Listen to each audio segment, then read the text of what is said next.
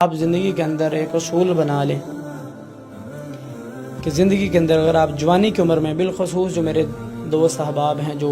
جن کی عمر یہی 20، 22، 25، 30 سال ہے، یہ بھی جوانی کی عمر 18، 15 سال، یہ ساری جو عمر ہے، اگر آپ جوانی کی عمر میں ہیں نا تو آپ تہجد کو لازم پکڑ لیں، لازم پکڑ لیں تہجد کو۔ آج سے تہیا کر لیں کہ میں نے تہجد کی نماز نہیں چھوڑنی، تو پھر نہیں چھوڑنی۔ اگر اب آپ دیکھیں کہ رات کے 2 بج گئے ہیں، موبائل چلاتے چلاتے 1:30 بج گیا، 2 بج گئے ہیں اور آپ سونے لگے، فجر بھی نہیں پڑی، تہجد بھی اگر آپ چھوڑتے تھے، 2 بج گئے ابھی فجر 1 گھنٹہ پہ تو میں سو جانا، تو آپ اللہ سے بڑا دور ہیں، بہت دور ہیں۔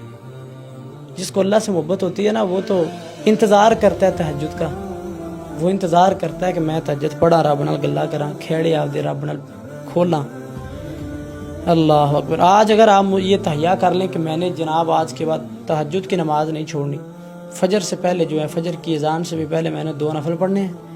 10-15 منٹ کے، اور میں نے رب کے ساتھ باتیں کرنی، یقین مانیں آپ اپنی آنکھوں سے دیکھیں گے دنیا رزق مگر پجن دی ہوئے گی تو رزق تواڈے مگر پجے گا، رزق آپ کے پیچھے پیچھے ہوگا، مال آپ کے پیچھے ہوگا۔ یہ دنیا کی یہ جو ساری نعمت اللہ نے بنائی ہے، یہ تو بنائی ہے آپ کے لیے۔ اصل میں ہم نے کہا نہیں اللہ تو ساڑے واسطے نہیں بنائی ہیں، تسی آپ ہی لینی ہیں۔ پھر میرا رب کہتا ہے لے لو پھر آپ ہی۔ پھر خودکشیاں بھی کرتے ہیں، اس کے پیچھے زندگی بھی گزار دیتے ہیں، بے نمازی بھی ہیں، سارا کچھ، ٹھگ بھی، جھوٹ بھی، بہتان بھی، سارا کچھ۔ اور جب بندہ اپنے آپ کو اس کے سامنے فقیرانہ انداز میں پیش کر دیتا ہے نا، اللہ بس میری بس ہوئی پی ہے، میرے کو نہیں اتنا کھیڑا ہوں، تو ہی کرنا ہے سارا کچھ، پھر میرا رب کرتا ہے، وہ دیتا ہے، پھر وہ غیبی نصرت بھی کرتا ہے، سارا کچھ کرتا ہے۔ اللہ اکبر۔ مجھے یاد ہے جب ہم حفظ کرتے تھے، حفظ کرنے کے لیے والد صاحب بڑا محبت کرتے تھے، بڑا پیار کرتے تھے، ابھی بھی کرتے ہیں، مگر جو بچپن کا پیار ہوتا ہے وہ آپ جانتی ہیں، ایک انوکھا پیار ہوتا ہے، ایک نرالا پیار ہوتا ہے۔ رات کو انہوں نے پروگرام سے آنا تو آ کے منہ متھا چوم کے تو پھر انہوں نے سونا، آرام کرنا۔ تو بس اسی لاڑ پونے کی زندگی چل رہی تھی تو انہوں نے اٹھایا اور مدرسے داخل کروا دیا۔ مدرسے میں جب داخل کروایا تو پھر وہ جو لاڑ تھا وہ سارا وہ یاد آئے تو پھر بڑا رویا کریں، اور اتنا میں یعنی کہ رویا حفظ کے دوران میں، دل نہیں لگتا تھا مدرسے میں، چھوٹا بھائی بھی تھا وہ بھی اتنا روتا تھا، مجھے نہیں لگتا کہ شاید ہی کوئی اتنا اور مدرسے کی زندگی میں رویا ہو۔ ہم ادھر رہتے تھے، بڑا روتے تھے۔ اور فجر کی نماز جس ٹائم مجھے یاد ہے 4 بجے ہوتی تھی تو ہمیں 2:30 بجے اٹھا دیا جاتا تھا، فجر سے 1.5 گھنٹہ پہلے۔ تہجد کا بھی ٹائم ہوتا تھا اور کافی اچھا خاصا ٹائم، وہ ٹائم ساری زندگی پیار دیکھا تھا، لاڑ دیکھا تھا، تو اچانک پھر جب بندہ لاڑ پیار سے نکل کے آ جائے ایک ایسی زندگی میں جہاں پہ آپ کو ہر چیز کا پابند ہونا ہے،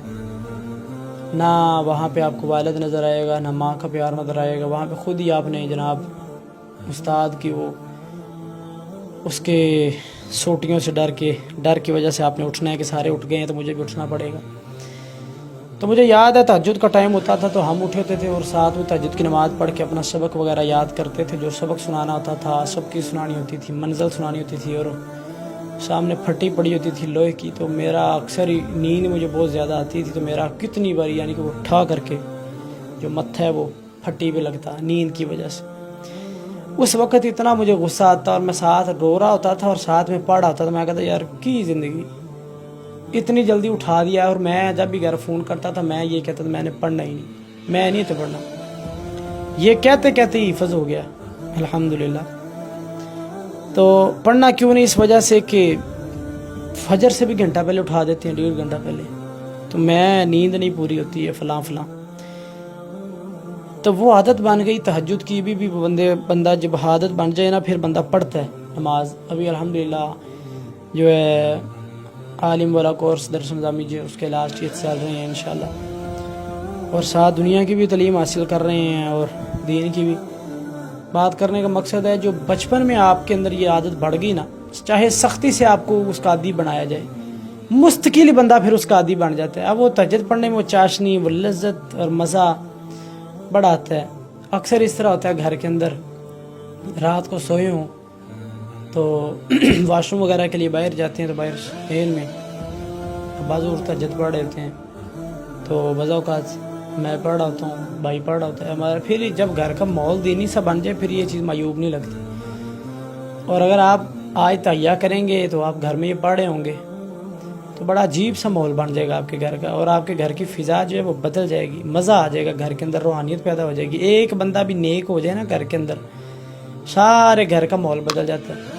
اور گھر کے اندر ایک بندہ بھی جو ہے وہ غلط کام شروع کر دے، ڈرامے دیکھنا، فلمیں دیکھنا، اس طرح کا کام شروع کر دے تو آہستہ آہستہ بچے بھی آپ کو فالو کریں گے، بڑے بھی، اور سارے اس کام پہ لگ جائیں گے، دین سے بڑا دور ہو جائیں گے۔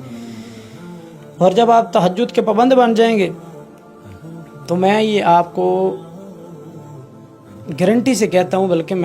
اگر میں اسے مناسب سمجھتا میں آپ کو قسم اٹھا کے بھی بتاتا یہ بات کہ لوگ رزق کے پیچھے بھاگیں گے، رزق آپ کے پیچھے بھاگے گا، رزق آپ کے پیچھے پیچھے ہوگا، آپ کے دل میں ارمان ہوں گے اللہ مینوں آج چاہیے، میرا رب پھر آپ کے پاس لے گا اس چیز کو، آپ کو بھاگنا نہیں پڑے گا اس کے لیے، تھوڑی سی آپ محنت کریں گے اس کے لیے، تھوڑی سی جدوجہد کریں گے، اللہ رب العزت آپ کے سامنے اسے پیش کر دیں گے۔ میں نے زندگی میں بہت دفعہ اس طرح آزمایا ہے۔ ایک دفعہ اس طرح ہوا، میں